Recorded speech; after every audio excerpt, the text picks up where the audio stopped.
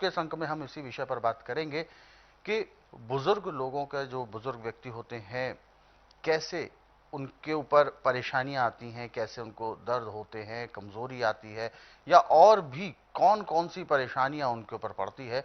इन्हीं सब विषयों पर हम आज के कार्यक्रम में चर्चा करेंगे। तो चलिए कार्यक्रम को आगे बढ़ाते हैं और शुरू करते हैं आज के मुख्य विषय पर चर्चा।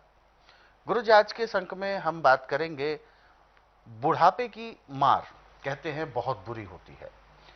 कोई भी व्यक्ति बुढ़ापे में चाहेगा कि सुकून वाली जिंदगी मिले, लेकिन अधिकांश ऐसा देखा जाता है कि जैसे जैसे व्यक्ति बुजुर्ग होता है या वृद्ध अवस्था में जाता रहता है, शरीर की तमाम दिक्कतें ही बढ़ने लगती हैं।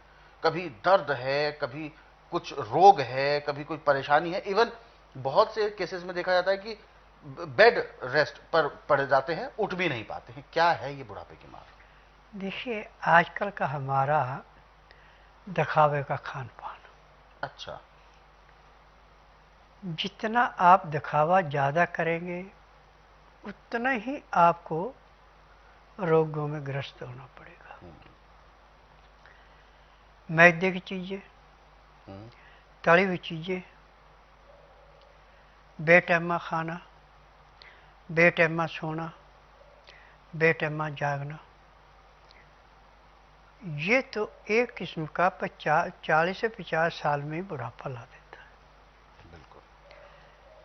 यदि आप खान पान पे ध्यान दें, ज़्यादा हैवी खाना न खाएं, हल्का से हल्का खाना खाएं। दिन का खाना आप चाहे 6 बजे खा लें, ऐसे 11 बजे तक इसका खाना होता है दिन का। परंतु जो नौकरी पेशा करने वाले, वो सुबह ही नाश्ते की जगह पेट भर के खाना खा लें। अब उसके बाद खाना हल्का होना चाहिए। खाना खाते समय 2 गिलास गर्म पानी, लहसुन प्याज अदरक का रस मिला के पीते हैं। उसका तरीका है कि 2-4 ग्राही खाना खाया, 2 घुट पानी पिया। पानी पीने में, खाना खाने में यदि पूरा 1 घंटा लगा देते हैं और उसके बाद 10 मिनट घूम करके 20 मिनट के लिए शवासन लेटते हैं, 5 मिनट के लिए बाईं साइड का लेटते हैं, 3 मिनट के लिए दाईं साइड का लेटते हैं, फिर शवासन लेट के बाईं साइड का उठते हैं, तो उनके शरीर में इतनी चुस्ती आती है जैसे वो 8 घंटे की निद्रा पूरी करके उठे।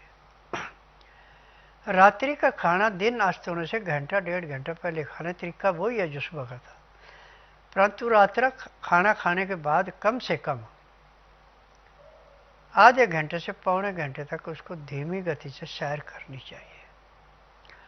उसके बाद घंटा 1.5 घंटा रेस्ट करना चाहिए, जिसमें चाहे धार्मिक किताबें पढ़े, चाहे धार्मिक सीरियल देखें, चाहे परिवार में अड़ पड़ोस में बातचीत करें। चाहे रात ठीक 9 से 10 के अंदर सो जाए। सुबह 4 बजे उठ करके एक तो पेट ऐसे साफ होगा जैसे सिर से बोझ फेंकते हैं, खाया पिया बड़े आराम से पचेगा। और फिर उसके बाद दातन कूड़ा करके आधा घंटा कपाल भाती, 15 मिनट भस्त्रिका, 8-10 बार अग्निसार, 15-20 बार उज्जयी, 25-30 बार ब्रह्मणी, 5 मिनट कुंभक, 1 घंटा लोन ब्रोन। ये अति आवश्यक है। अब आपके पास टाइम है तो 2-2, 4-4 मिनट मंडूकासन, पवन मुक्तासन, गौमुखासन, सब आसन, सर्वांगासन, हल आसन, शीश आसन, बटरफ्लाई, इतना कार्य कर लेते हैं तो आखिरी सांस तक आप कभी ये नहीं कहेंगे कि मुझे बुढ़ापा आ गया। आपको किसी भी अंग में कमजोरी महसूस नहीं होगी। अब इसको दूर करने के लिए, जैसे आपको लगा कि हाथ पांव पूरा काम नहीं कर रहे, कमजोरी महसूस हो रही, तो आप गाय का दूध ले लें 250 ग्राम, उसमें 2 छुहारे ब्री करके काट दें, गुठली निकाल के, और इस इतना वाले के 250 ग्राम का आपके पास बेशक 125 ग्राम रह जाए। और जब इसको उतारना नीचे, तो अदरक है तो उसके 2 चम्मच रस ताज़ा निकाल के मिला दें।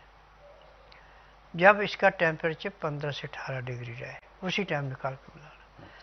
फिर इसको पिए। तो इसके पीने से एक तो आपका पेट बड़ा अच्छा साफ होगा, और जो कहते हैं मुझे दूध नहीं पचा, उसका दूध भी पच गया, और बुढ़ापे का नाम नहीं रहा। जो आपका जवानी में शरीर था वही बुढ़ापे में शरीर रहेगा। परंतु जहां आपको अदरक नहीं मिल रहा वहां पे सौंठ 5 ग्राम, जब आपने छुहारे दूध में उबालने तो उसी के साथ डाल दो और ढक्कन देख के धीमी आंच पे उबालो। जब वो 250 ग्राम का 125 ग्राम रह जाए तो नीचे उतारें। जब 15 से 18 डिग्री गर्म रह जाए तो उसमें शहद मिला लें आप 2 या 3 चम्मच, और उसको पी करके फिर उसके बाद सुबह शाम दोनों टाइम लेना पड़ेगा। ये कम से कम 10-15 मिनट थोड़ा सा आप टहल लें